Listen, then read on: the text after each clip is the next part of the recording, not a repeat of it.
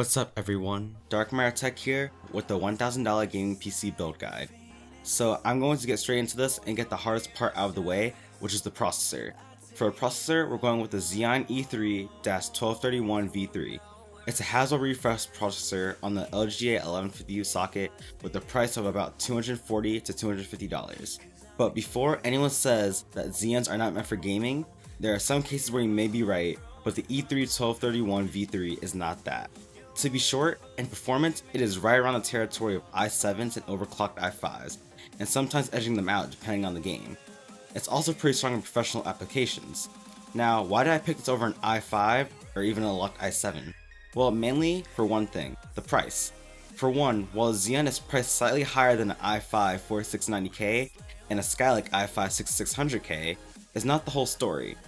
The main distinction between these processors is that the i5s can be overclocked, bringing out a lot more of their performance. However, with that comes the price of either a Z97 motherboard for the 4690K or a Z170 motherboard for the 6600K. And also, a decent cooler will cost you at least another $40.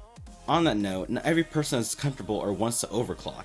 But enough said, if you still believe in the i5 route, you are more than welcome to switch out the processor, motherboard, RAM, etc. For specs though, the Xeon supports 4 cores, 8 threads, hyperthreading, no integrated graphics so you won't need a GPU, obviously we have one in this build, a base clock at 3.4 GHz, and a turbo clock at 3.8 GHz. Up next, the motherboard. For the motherboard, I decided to go with the ASRock H97 Pro 4. This motherboard is about $80, although it can be found for a little more or a little less, depending on where you look. Personally, I think the board looks great, even though I am a bit biased since blue is my favorite color, but I opted for an H97 board as a Xeon can't really be overclocked, so putting in a Z97 board didn't make much sense, unless I want to pay premium for something such as an M.2 slot. Also, since all the features on the Xeon processor won't be needed, we won't be limited by this motherboard. Nevertheless, this motherboard comes with support up to 32GB of RAM, has an ATX form factor with an LGA 1150 socket, 3 fan headers, a PCI 3.0 x16 slot, 6 SATA 3 ports, 4 USB 3.0 ports on the rear I/O, and a couple of neat features as well. All in all, while there are other motherboards with more bang for buck value out there, for $80, I can't really argue with this considering the features and appearance of the board. For storage, I'm going to go with the same combination from my last gaming PC build guide, which I did a while ago. An SSD from ADATA and a 1TB Western Digital Blue 7200 RPM hard drive. The SSD is about $62 and the hard drive is about $50. Same as last time, the SSD will be used to store certain games and the OS to decrease boot and load times. The 1TB Western Digital Blue drive will be used to store just about everything else, which is the mass majority of files, games, projects, and whatever else you want or could think of. Now for the part everyone has been waiting for, the video card. For the video card, we are going to use a NVIDIA GeForce GTX 1070. Right now it hovers around the $400 range, although there are a few that have dipped into the 390s. To make a long story short, this card is essentially a GTX 980 Ti with 8GB of VRAM. In terms of performance, 1080p is not that much of a challenge. 1440p is definitely playable with high FPS, and 4K can be tackled given that you change some settings. The model in the PC part picker link is an Asus model with a blower style cooler, meaning that it will run a little hotter than a typical open air cooler. I didn't use a total budget, so if you wanted to switch out the card for another one from MSI, Gigabyte, or EVGA, you could. Until AMD releases the rest of their video cards, supposedly early next year, the 1070 has pretty much no competition and is a beast in pretty much every aspect.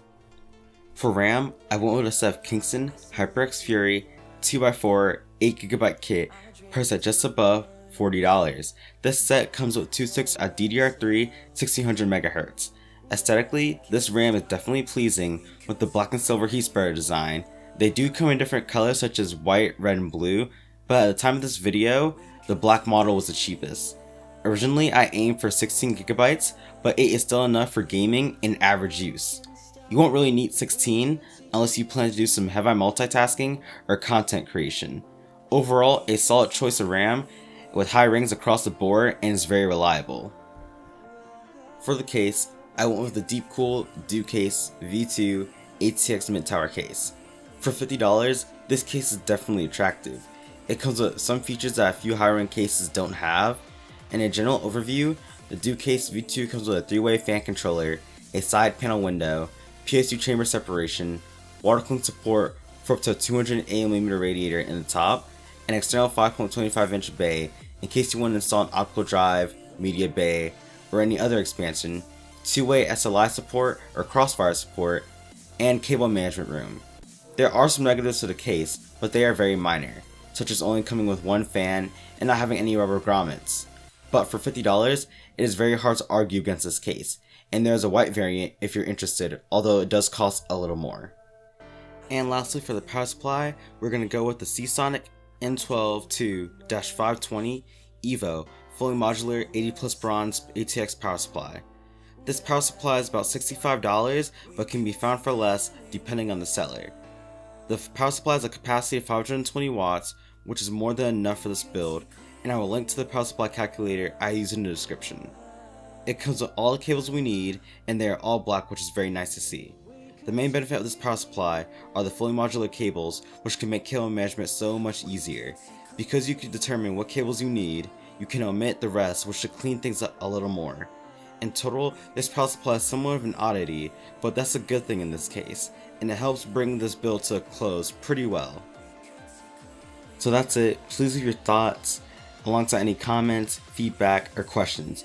If you want to see a certain build within a certain budget or theme, post it in the comments as well.